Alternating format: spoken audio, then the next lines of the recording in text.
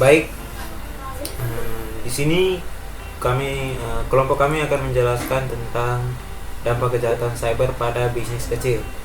Sebelum masuk kepada pembahasan kali ini, pertama-tama kami akan memperkenalkan diri kami masing-masing. Nama saya Petrus Pati Ramadai. Nama saya Paulus Pramilo dan Ali Alio. Nama saya Paulo Marcelino Serankosa. Nama saya Mario Rivaldo Duamone. Mungkin itu sedikit perkenalan dari kami. Kita langsung saja masuk ke dalam pembahasan kali ini. Bisnis kecil merupakan tulang punggung perekonomian. Namun mereka juga menjadi target empuk bagi pelaku kejahatan cyber. Serangan cyber dapat menyebabkan kerugian finansial yang signifikan, kerusakan reputasi, dan bahkan penutupan usaha. Oleh karena itu, penting bagi bisnis kecil untuk memahami dampak kejahatan cyber dan mengambil langkah-langkah untuk melindungi diri mereka.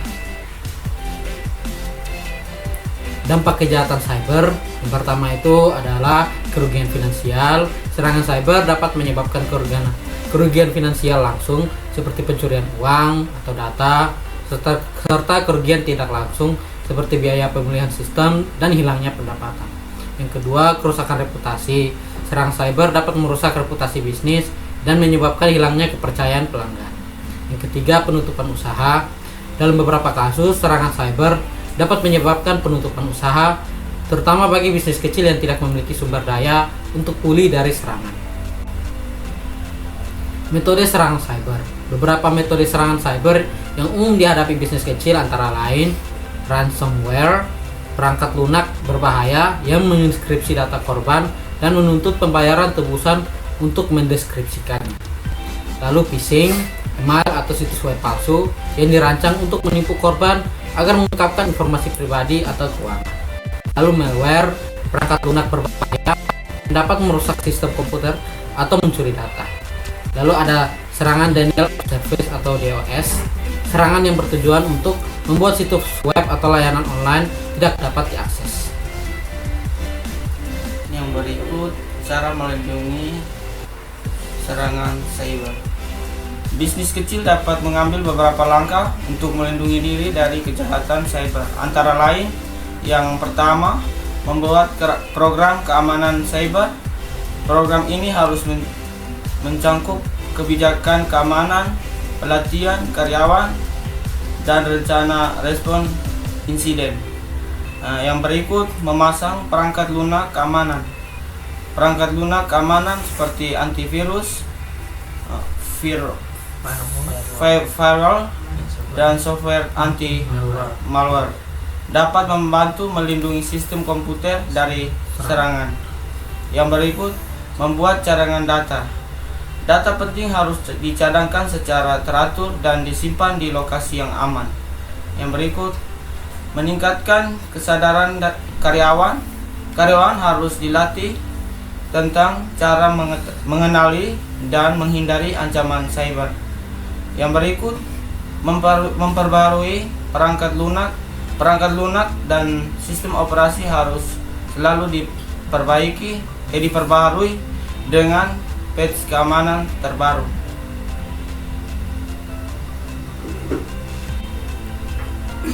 Pada tahun 2021, sebuah bisnis kecil di Indonesia menjadi korban serangan ransomware. Pelaku serangan menginskripsi data bisnis dan menuntut tebusan sebesar 100 juta. Bisnis tersebut tidak memiliki cadangan data yang lengkap dan terpaksa membayar tebusan serangan. Serangan ini menyebabkan kerugian finansial yang signifikan dan kerusakan reputasi bagi bisnis. Yang berikut jumlah keseluruhan dari serangan ransomware. Berikut adalah data statistik terkait pertumbuhan ransomware pada tahun 2021 dan 2022. Antara tahun 2000 dan 2022, puncak serangan ransomware pada Q2 2021 dengan 188,9 juta serangan atau Sonic Wall. Ransomware jadi bentuk malware yang paling common di tahun 2022. Popularitasnya semakin meningkat karena kemampuannya memeras korban dalam jumlah besar dan memiliki risiko rendah bagi pelakunya atau cyber result. Nah, yang berikut, ransomware adalah penyebab utama kedua pelanggaran data pada Q1 2022 setelah phishing atau Identity Theft Resource Center. Kemudian yang berikut, jumlah keseluruhan dari serangan ransomware. Berikut adalah data statistik terkait pertumbuhan ransomware pada tahun 2021 dan 2022. Nah, di situ teman-teman bisa melihat beberapa diagram. Yang di situ ada legal, kemudian manufacturing, financial service, dan human resource. Sektor-sektor yang paling terpengaruh serangan ransomware hingga tahun 2021 diantaranya legal 92%, manufaktur 78%, layanan keuangan 78%, dan sumber daya manusia 77%. Solusi yang diusulkan dari kelompok kami untuk membantu bisnis kecil melindungi diri dari kejahatan cyber, pemerintah dapat menyediakan sumber daya dan pelatihan serta meningkatkan kesadaran tentang ancaman cyber. Selain itu, sektor swasta dapat mengembangkan solusi keamanan cyber yang terjangkau dan mudah digunakan oleh bisnis kecil.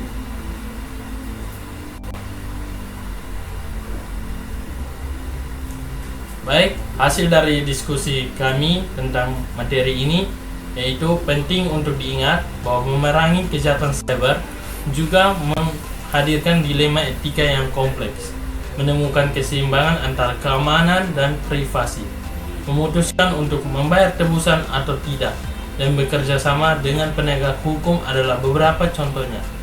Memahami implikasi sosial dan etika dari kejahatan cyber sangat penting untuk membangun masyarakat digital yang aman dan bertanggung jawab. Kerjasama antara individu, bisnis, pemerintah, dan penegak hukum sangatlah diperlukan untuk memerangi ancaman ini secara efektif. Baik, mungkin itu saja materi yang dapat kami sampaikan pada hari ini. Kurang dan lebihnya kami mohon maaf, dan juga mungkin dari teman-teman ada yang memberikan saran, usul, atau masukan terkait materi yang kami bawakan. Kami beri kesempatan teman-teman untuk bertanya atau berkomentar tentang materi yang kami bawakan. Sekian dan terima kasih. Sawadee.